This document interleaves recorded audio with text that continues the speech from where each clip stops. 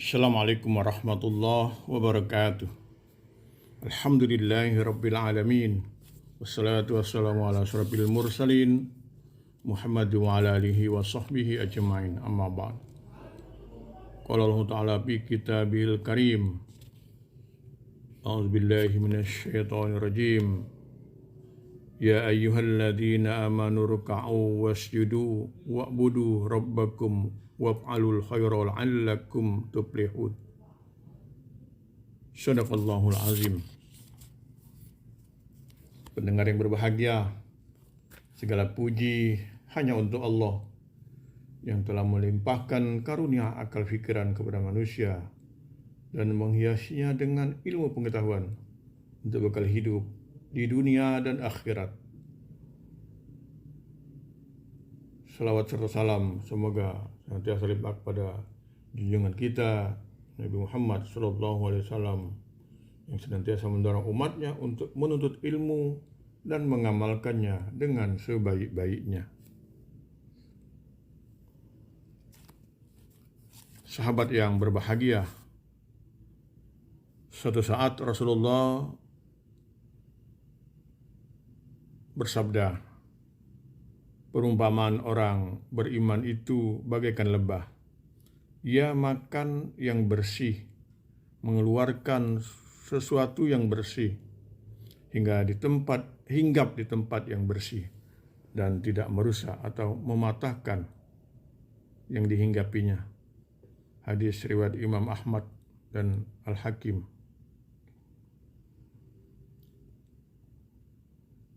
Teman-teman yang berbahagia, seorang mukmin adalah manusia yang memiliki sifat unggul.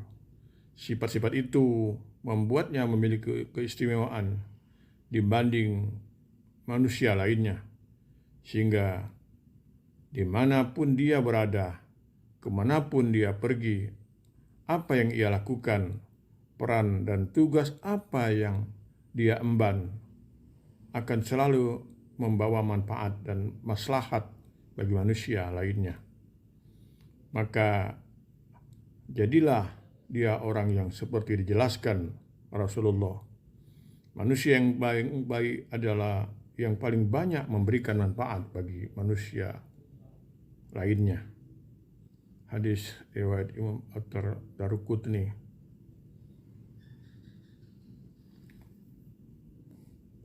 Pendengar yang berbahagia, dalam hadis tadi Rasulullah menggambarkan beberapa karakter mukmin yang ada dalam lebah.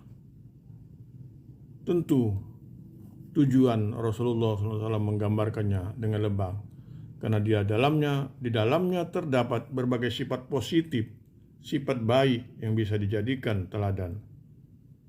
Mari kita melihat satu persatu sifat-sifat yang baik dari lebah.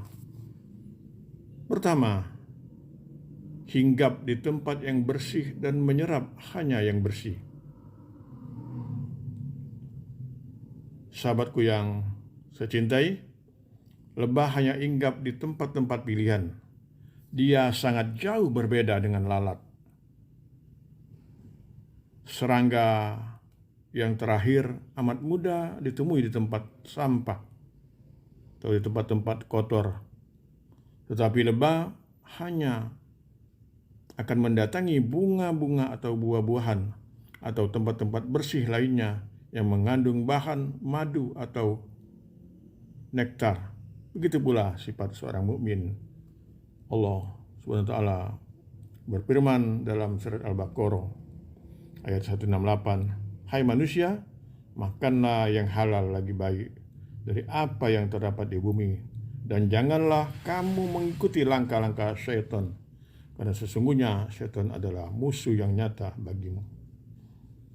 Karenanya, jika seorang mukmin mendapat amanah, dia akan menjaganya dengan sebaik-baiknya. Ia tidak akan melakukan hal-hal yang tidak baik, menyalahgunakan kewenangan, memanipulasi atau penipuan atau dusta. Sebab segala kekayaan hasil perbuatan tadi merupakan habais atau kebusukan yang akan membawa kesengsaraan hidup dunia dan akhirat. Otomatis dia telah tercatat sebagai pengikut syaitan. Yang kedua, lebah mengeluarkan yang bersih. Maksudnya adalah madu lebah. Semua orang tahu bahwa madu berkhasiat untuk kesehatan manusia. Dia produktif dengan kebaikan. Bahkan dari organ tubuh yang pada binatang lain hanya melahirkan sesuatu yang menjijikkan. Begitu pula seorang mukmin, dia adalah orang yang produktif dengan kebajikan.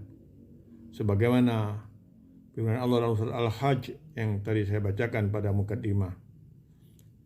Hai orang-orang yang beriman, rukuklah kamu, sujudlah kamu, sembahlah Rabbmu dan perbuatan kebajikan, supaya kamu mendapat kemenangan.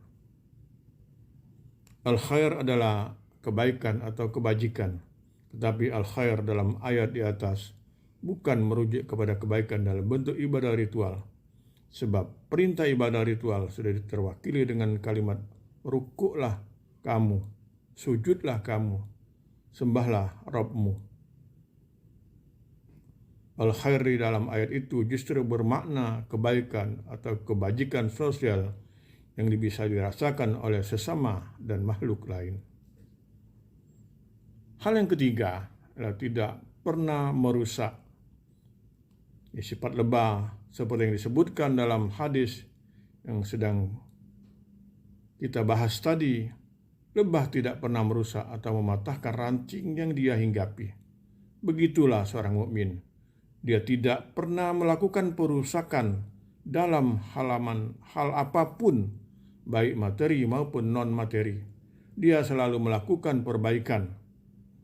Akidah misalnya, akhlak dan ibadahnya. Dengan cara berdakwah, juga mengubah kezaliman apapun bentuknya dengan cara berusaha menghentikan kezaliman itu. Jika kerusakan terjadi akibat korupsi, ia memberantasnya dengan menjauhi perilaku buruk itu dan mengajukan koruptor ke pengadilan misalnya. Pendengar yang berbahagia, sahabat-sahabat yang tercinta, demikian beberapa karakter lebah yang patut kita tiru. Intinya, seorang mukmin harus menjadi yang terbaik di antara yang baik, dimanapun dan kapanpun. Maka bukanlah tanpa hikmah jika Allah menyebut dan mengabadikan binatang kecil itu dalam Al-Quran sebagai salah satu nama surat, yakni surat An-Nahl. Ini saja yang dapat saya sampaikan pada kesempatan ini. Billahi fisabilil haq. Mudah-mudahan kita senantiasa selalu berbuat kebaikan dan meningkatkan amal sholihat kita. Wassalamualaikum warahmatullahi wabarakatuh.